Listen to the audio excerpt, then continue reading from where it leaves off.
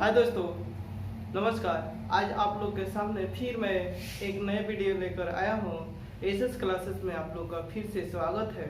अगर वीडियो आप लोग का अच्छा लगे तो शेयर और सब्सक्राइब करना ना भूलें और ज़्यादा से ज़्यादा अपने दोस्तों के पास बताएं और शेयर करें, ताकि इस चैनल को आप लोग को एक सफलता के लिए निश्चित कदम उठाए जा रहे हैं हमारे तरफ से, ताकि आप लोग इसको पढ़कर और अपनी सफलता हासिल करें।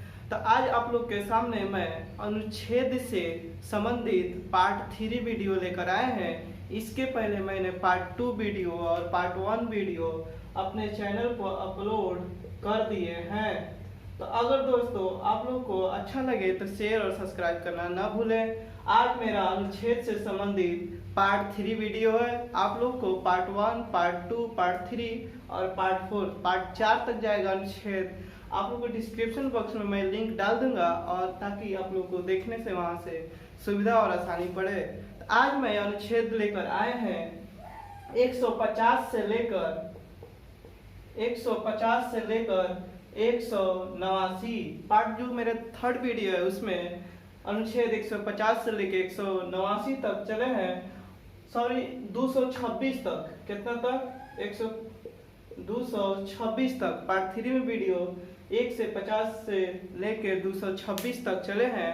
और अच्छा लगे तो अब आते हैं अपने टॉपिक पर कि दोस्तों क्या क्या मेरे अनुच्छेद में, इसलिए मैं अनुच्छेद की वीडियो लेकर आया हूँ ताकि एग्जाम के लिए बहुत इम्पोर्टेंट है। अब बात करते हैं अनुच्छेद 150। आपका अनुच्छेद 150 जो बताता है वो किसके लिए बताता है? तो अनुच्छेद 150 में कहा गया है कि संघ के राज्य का लेखन का प्रारूप, जो भी संघ होगा उसके राज्य में उसका लेखन का प्रारूप तैयार करना पड़ेगा। तो अब बात करते हैं दोस्तों नेक्स्ट अनुच्छेद, अनुच्छेद 152। परिभाषा बताया गया किसके बारे में? राज्यपाल के बारे में, कि राज्यपाल की परिभाषा क्या होगा इसके बारे में, राज्य से संबंधित। अनुच्छेद 152।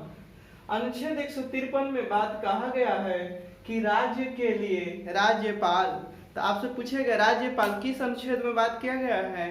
तो अनुच्छेद 153 में। और राज्य के लिए एक राज्यपाल मतलब जरूरी है, तो इसलिए अनुच्छेद 153 में इनकी बात की गई है। तो आपसे सीधा क्वेश्चन बना के पूछेगा राज्यपाल को किस अनुच्छेद से संबंधित है? तो अनुच्छेद 153। नेक्स्ट बात करते हैं अनुच्छेद 154। राज्य की कार्यपालिका की शक्ति। तो जिस तरह हमारे केंद्र में कार्यपालिका की शक्ति राष्ट्रपति के हाथ में होती है, उसी तरह हमारे राज्य में कार्यपालिका की शक्ति राज्यपाल के पास होती है। तो राज्य की कार्यपालिका की शक्ति किस अनुच्छेद में बात कर रहा है? अनुच्छेद 154।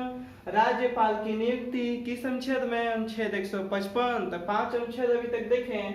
150 में कहा गया है कि संघ के राज्य के लेखन का प्रारूप। अनुच्छेद 152 में कहा गया है परिभाषा राज्यपाल के बारे में। अनुच्छेद 153 में कहा गया है राज्य के लिए राज्यपाल। राज्यपाल किस अनुच्छेद में? 153 में। अनुच्छेद 154 में कार्यपालिका की शक्ति। तो ये राज्य की कार्यपालिका शक्ति, केंद्र की नहीं, राज्य की। तो राज्य की कार्यपालिका की शक्ति किस अनुच्छेद में? अनुच्छेद 154 में। और कार्यपालिका का मुख्य जो हेड होता है कौन होता है? राज्यपाल राज्य में, और केंद्र में होता है राष्ट्रपति। अनुच्छेद 155 में राज्यपाल की नियुक्ति की बात की गई है, और राज्यपाल अनुच्छेद 155 में नियुक्ति।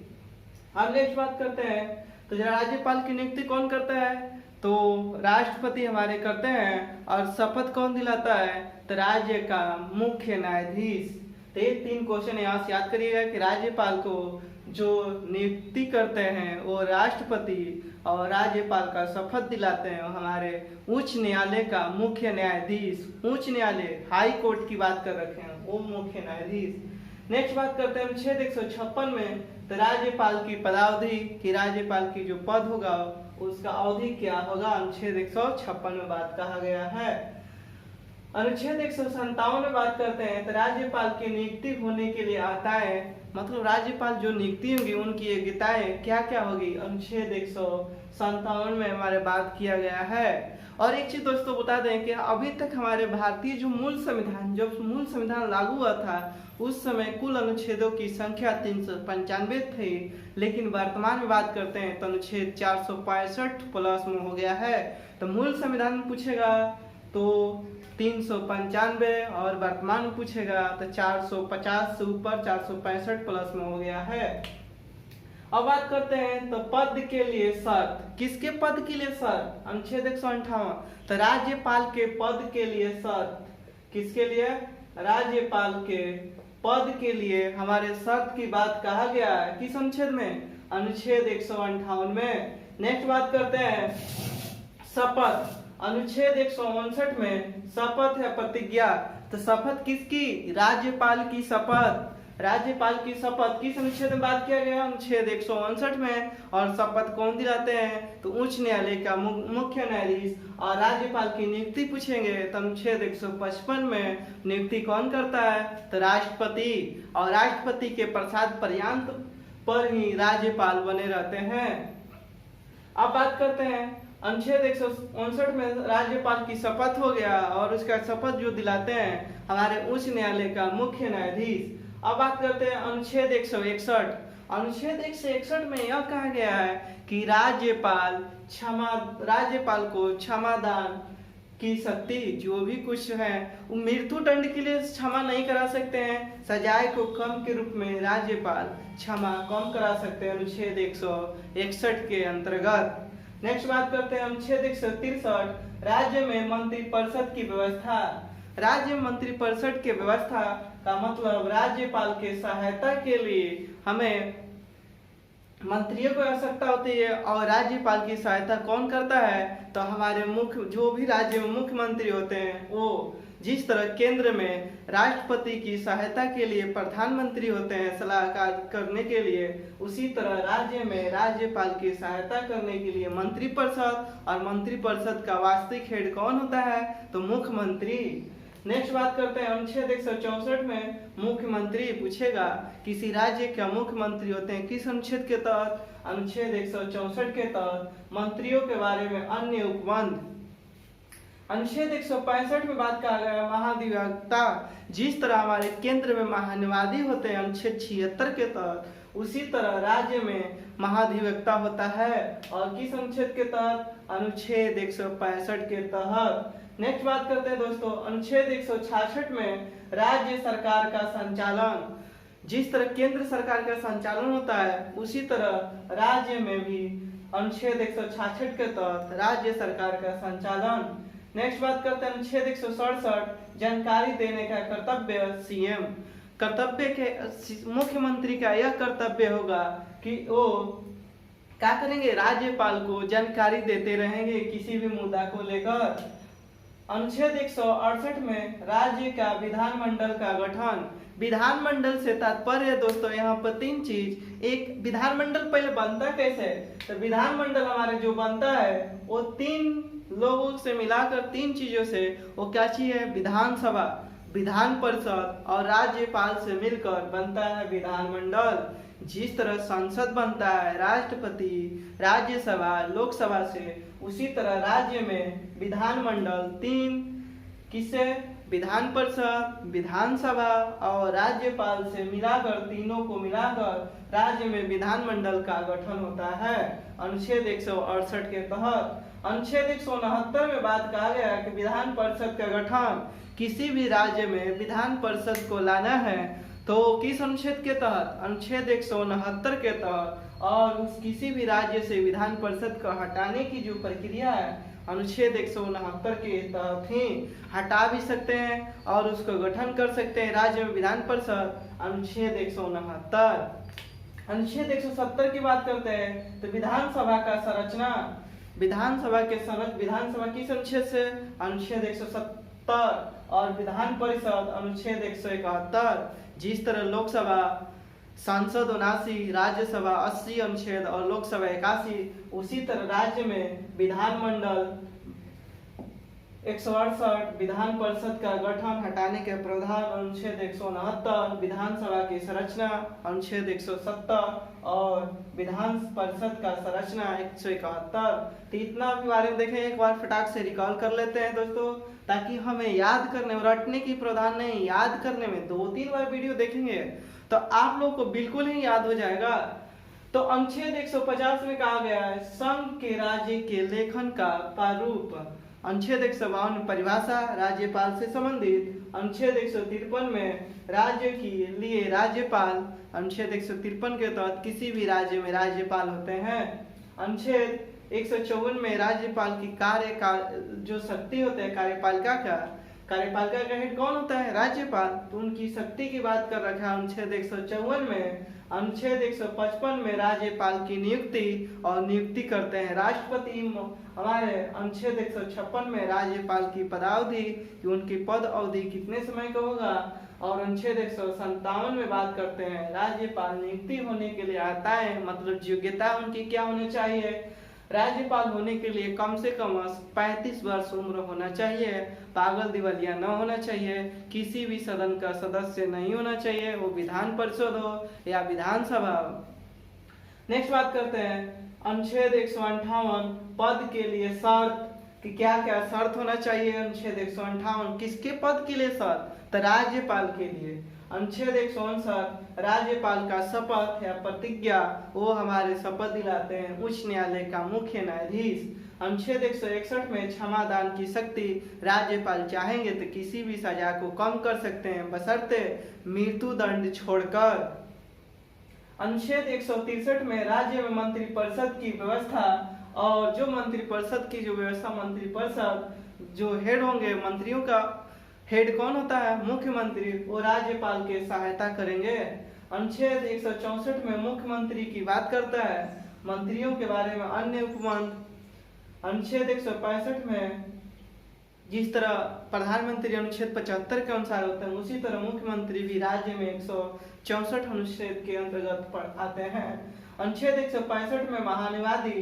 अनुच्छेद 166 में राज्य सरकार का संचालन। अनुच्छेद 167 में जानकारी देने का कर्तव्य मुख्यमंत्री का यह कर्तव्य होगा कि राज्यपाल को हर चीज का जानकारी देना। अनुच्छेद 167 के अंतर्गत। अनुच्छेद 168 में राज्य के विधानमंडल का गठन। राज्य में विधानमंडल का गठन 3 चीजों से होता है, एक विधानसभा, विधान परिषद और राज्यपाल। विधान परिषद का गठन या हटाने के प्रावधान अनुच्छेद 169। अनुच्छेद 170 में विधानसभा का संरचना। अनुच्छेद 171 में विधान परिषद का संरचना। अब नेक्स्ट बात करते हैं अनुच्छेद 172। तो दोस्तों अनुच्छेद 172 में बात किया गया है विधानमंडल की अवधि कि जो हमारा विधानमंडल होगा उसका अवधि क्या होगा, समय सीमा क्या होगा, इसके बारे में बात किया गया है। नेक्स्ट बात करते हैं अनुच्छेद 176 में राज्यपाल का विशेष अभिभाषण।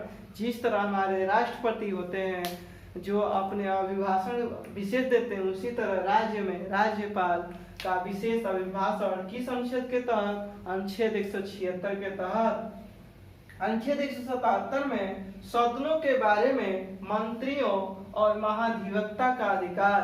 किस ये अधिकार होगा सदन के बारे में? कौन सा? राज्य के जो सदन है उनके बारे में कि मंत्रियों और महाधिवक्ता का अधिकार किसी भी चीज पर पूछताछ करने का। अनुच्छेद 178 में बात कर गया विधानसभा का अध्यक्ष और उपाध्यक्ष।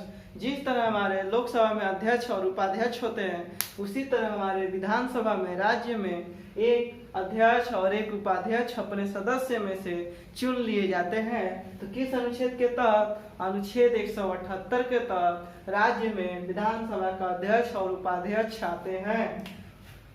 अब बात करते हैं जो विधानसभा में अध्यक्ष और उपाध्यक्ष बन गए उनको पद का रिक्त खाली करना है या पदों से हटाया जाना। किस अनुच्छेद के अंतर्गत? अनुच्छेद 179 के अंतर्गत। नेक्स्ट बात करते हैं अनुच्छेद 180 अध्यक्ष के पदों के कार्य और शक्ति। जो विधानसभा किसकी? राज्य की विधानसभा। राज्य में विधानसभा और विधान परिषद होते हैं। तो विधानसभा के जो अध्यक्ष होते हैं उनके पद का जो कार्य क्या होगा, जिस पद पर रहेंगे अध्यक्ष उनका कार्य और शक्ति के बारे में जो बताता है हमारे अनुच्छेद 180। अनुच्छेद 181 विधानसभा के अध्यक्ष विधानसभा के उपाध्यक्ष को पद से हटाने का कोई संकल्प पारित हो, जैसे इनको पारित कर दिए सदन से विधानसभा से कि इनको संकल्प द्वारा हटाया जाए, तो पारित होने पर या उसका पीठासीन न हो तो किस अनुच्छेद के तहत? 181 के तहत इन पर कोई चीज जैसे हम लोग पारित करते हैं हटाने के लिए विधानसभा के अध्यक्ष। नेक्स्ट बात करते हैं अनुच्छेद 182। तो विधान परिषद के सभापति और उपसभापति, जिस तरह हमारे राज्यसभा में सभापति उपसभापति होते हैं उसी तरह विधानसभा में भी राज्य के एक सभापति और उपसभापति होते हैं। नेक्स्ट बात करते हैं अनुच्छेद 183 में सभापति उपसभापति का पद रिक्त या त्याग या हटाया जाना चाहेंगे। हमारे विधान जो परिषद होते हैं, विधान परिषद में सभापति और उपसभापति अपने पद को खाली करेंगे या त्याग देंगे। किस अनुच्छेद के तहत? अनुच्छेद 183 के अंतर्गत। अनुच्छेद 184 में बात किया गया है कि विधान परिषद का सभापति के पद का कर्तव्य का पालन और शक्ति, जो हमारे अनुच्छेद 184 में बात किया गया कि जो हमारे विधान परिषद में सभापति होंगे उनका जो पद है उनका कर्तव्य क्या होगा और अपनी शक्ति के क्या प्रयोग करेंगे, इसी अनुच्छेद के अंतर्गत अपनी शक्ति और कर्तव्य का पालन करते हैं। अनुच्छेद 184। अनुच्छेद 185 के अंतर्गत जो हमारे विधान परिषद में सभापति और उपसभापति होते हैं उनको पद से हटाए जाने का संकल्प विचाराधीन होने पर उसका पीठासीन न होना, कोई उसके पीछे न हो, तो अनुच्छेद 185 के अंतर्गत विधान परिषद में सभापति और उपसभापति को हटाया जा सकता है। अनुच्छेद 186 में कहा गया जो हमारे विधानसभा में अध्यक्ष, उपाध्यक्ष, विधान परिषद में सभापति उपसभापति होते हैं उनके वेतन और भत्ता, जो महीना भत्ता मिलता है और वेतन मिलता है, वो किस अनुच्छेद के तहत? अनुच्छेद 186 के तहत। नेक्स्ट बात करते हैं अनुच्छेद 187 में राज्य के विधानमंडल का सचिवालय, एक जो राज्य होगा, जो राज्य में विधानमंडल होता है उसके लिए सचिवालय, हर राज्य में सचिवालय होते हैं। किस अनुच्छेद के अंतर्गत? अनुच्छेद 187 के अंतर्गत। अनुच्छेद 188 में कहा गया सदस्य द्वारा शपथ या प्रतिज्ञा, जो सदस्य होते हैं उनको शपथ और प्रतिज्ञा दिलाना। किस अनुच्छेद के तहत? राज्य के सदस्य जो विधान परिषद हो गए, विधानसभा हो गए, इन सबों को सचिवालय के जो हो गए उनको सदस्य या शपथ या प्रतिज्ञा देना। किस अनुच्छेद? अनुच्छेद 188। अनुच्छेद 189 में यह बात किया गया है कि सदनों में मतदान रिक्त होते हुए भी साधनों के कार्य करने की शक्ति और गणपूर्ति, जैसे मान लेते हैं सदन में कोई उपस्थित नहीं है और गणपूर्ति संख्या जैसे होता है कोरम पूरा करने के लिए लोकसभा में 55 होता है, तो उसी तरह विधान सदन जो राज्य में सदन होते हैं उनको गणपूर्ति कार्य नहीं होने पर भी ये अनुच्छेद 189 के अंतर्गत जो विधानसभा के अध्यक्ष हैं वो कार्य कर सकते हैं। कब? जब अपने निर्णायक मत देंगे तब। तो विधानसभा के जो अनुच्छेद 189 के अंतर्गत जो विधानसभा के अध्यक्ष होते हैं वो अपना निर्णायक मत किस अनुच्छेद के अंतर्गत देते हैं? अनुच्छेद 189 के अंतर्गत। जिस तरह लोकसभा में अध्यक्ष हैं, लोकसभा के जो अध्यक्ष हैं अनुच्छेद 100 के अंतर्गत वो अपने निर्णायक मत का अधिकार देते हैं कि इस अगर बराबर बराबर आ गया मत तो निर्णायक मत के लिए क्या चाहिए? अध्यक्ष की आवश्यकता होती है। नेक्स्ट बात करते हैं अनुच्छेद 199। अनुच्छेद 199 में यह कहा गया राज्य में धन विधेयक की परिभाषा, जिस तरह केंद्र में धन विधेयक है उसी तरह अनुच्छेद 199 के अंतर्गत धन विधेयक की परिभाषा दी गई है। अनुच्छेद 200 के अंतर्गत विधेयकों पर अनुमति, क्या चीज? विधेयकों पर अनुमति। अनुच्छेद 202 के अंतर्गत वार्षिक वितरण विवरण, जिसे बजट के नाम से जानते हैं, जिस तरह लोक केंद्र में बजट अनुच्छेद 112 के अंतर्गत आता है उसी तरह अनुच्छेद 202 में राज्य में बजट या वार्षिक वित्तीय विवरण किस अनुच्छेद के अंतर्गत? अनुच्छेद 202 के अंतर्गत। नेक्स्ट बात करते हैं अनुच्छेद 213 में राज्यपाल को अध्यादेश लगाने की शक्ति, जिस तरह केंद्र में राष्ट्रपति अध्यादेश लगाते हैं उसी तरह राज्य में शक्ति है राज्यपाल को अध्यादेश लगाने की। जैसे कोई विधानसभा हो गया, विधान परिषद, अगर उसका संचालन सही ढंग से नहीं चल रहा है तो राज्यपाल का यह कर्तव्य होगा कि अध्यादेश लागू कर दें। अनुच्छेद 214 में कहा गया है राज्य के लिए उच्च न्यायालय, जिस तरह हमारे केंद्र में उच्चतम न्यायालय है, केंद्र में उच्चतम न्यायालय है, उसी तरह राज्य में उच्च न्यायालय की बात किया गया अनुच्छेद 214 के अंतर्गत। और एक चीज बता दें कि हमारे जितने भी भारत जितने राज्य हो गए हैं उसमें कुल उच्च न्यायालय की संख्या उच्च न्यायालय की संख्या कुल आज वर्तमान में 25 है। कितनी है? वर्तमान में भारत में उच्च न्यायालय की संख्या कितनी है? 25 है। तो राज्य के लिए उच्च न्यायालय किस अनुच्छेद के अंतर्गत? अनुच्छेद 214 के अंतर्गत। अनुच्छेद 215 में यह बात किया गया उच्च न्यायालय का अभिलेख न्यायालय होना चाहिए। उच्च न्यायालय को कार्य करने के लिए उससे नीचे में एक अभिलेख न्यायालय, जिस तरह सुप्रीम कोर्ट यानी उच्चतम न्यायालय के लिए अभिलेख न्यायालय चाहिए था, उसी तरह उच्च न्यायालय के लिए अभिलेख न्यायालय राज्य में बात करता है अनुच्छेद 215 के अंतर्गत। अनुच्छेद 216 में बात किया गया है उच्च न्यायालय का गठन। उच्च न्यायालय का गठन किस अनुच्छेद के अंतर्गत? 216 के अंतर्गत। किसी भी राज्य में उच्च न्यायालय का गठन किया जाता है तो अनुच्छेद 216 के अंतर्गत। जैसे तेलंगाना में उच्च न्यायालय, तेलंगाना तो था, हैदराबाद में उच्च न्यायालय का गठन किया गया किस अनुच्छेद? वर्तमान में हैदराबाद ही 25वां उच्च न्यायालय बना हुआ है तो अनुच्छेद 216 के अंतर्गत। अनुच्छेद 217 में यह बात कहा गया है कि उच्च न्यायालय के न्यायाधीशों की नियुक्ति, उच्च न्यायालय के न्यायाधीशों की नियुक्ति किस अनुच्छेद के अंतर्गत? अनुच्छेद 217 के अंतर्गत। और उच्च न्यायालय के न्यायाधीश की नियुक्ति कौन करता है? तो राज्यपाल। नेक्स्ट बात करते हैं अनुच्छेद 221 में न्यायाधीशों का वेतन। उच्च किस न्यायाधीश का वेतन की बात करें हम? उच्च न्यायालय, राज्य में जो उच्च न्यायालय होते हैं उनके न्यायाधीशों का वेतन की बात किस अनुच्छेद के अंतर्गत? उच्च न्यायालय के न्यायाधीशों का वेतन अनुच्छेद 221 में रखा गया है, इसी के अंतर्गत वेतन दिया जाता है न्यायाधीशों का। 222 अनुच्छेद में एक न्यायालय से दूसरे न्यायालय में न्यायाधीशों का स्थानांतरण। जैसे मान लेते हैं दोस्तों, पटना न्यायालय के जो न्यायाधीश हैं, पटना उच्च न्यायालय के न्यायाधीश हैं, उनको मान लेते हैं इलाहाबाद उच्च न्यायालय, मतलब उत्तर प्रदेश में जो इलाहाबाद उच्च न्यायालय है वहां पर स्थानांतरण किया जाता है न्यायाधीशों को एक न्यायालय से दूसरे न्यायालय में। तो अनुच्छेद 222 के अनुसार। अनुच्छेद 223 में कहा गया कार्यकारी मुख्य न्यायमूर्ति की नियुक्ति। उच्च न्यायालय में जो मुख्य न्यायाधीश होते हैं उनकी नियुक्ति किस अनुच्छेद के अंतर्गत होते हैं? अनुच्छेद 223 के अंतर्गत। जिस तरह सुप्रीम कोर्ट में सर्वोच्च न्यायालय मुख्य न्यायाधीश होते हैं, उसी तरह उच्च न्यायालय में भी मुख्य न्यायाधीश होते हैं, उनकी नियुक्ति अनुच्छेद 223 के अंतर्गत। और अनुच्छेद 224 में उच्च न्यायालय के अन्य न्यायाधीशों की नियुक्ति। तो अनुच्छेद 223 में मुख्य न्यायाधीश की नियुक्ति उच्च न्यायालय का, और अनुच्छेद 224 में अन्य न्यायाधीशों की नियुक्ति उच्च न्यायालय की। अनुच्छेद 226 में कुछ रीट निकालने के लिए उच्च न्यायालय की शक्ति।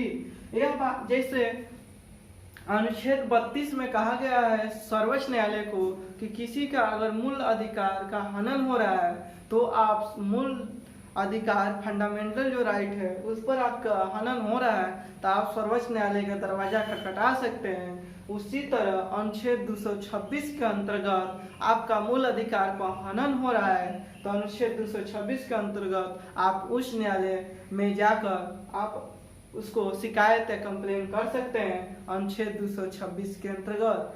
तो दोस्तों आज तक अभी हमने 1 से लेकर 226 तक पार्ट 3 वीडियो तक कंप्लीट किए। अगर आप लोग को अनुच्छेद अच्छा लगे तो शेयर सब्सक्राइब करना ना भूलें। और एक चीज बता देते, आपको पर डे वीडियो पोल्टी से आएगा ताकि आप एक चीज समझ लें कि आपको हम एक एग्जाम के लिए नहीं पढ़ा रहे हैं, किसी भी एग्जाम में जाए तो आपकी क्वेश्चन बाकी न हो, वो क्वेश्चन का सॉल्यूशन और आंसर करके आए ताकि अपनी सफलता को कायम रखें। और तब तक के लिए धन्यवाद। अब हम मिलेंगे अगले वीडियो में। अगर वीडियो आप लोग का अच्छा लगे तो शेयर और सब्सक्राइब करना न भूलें।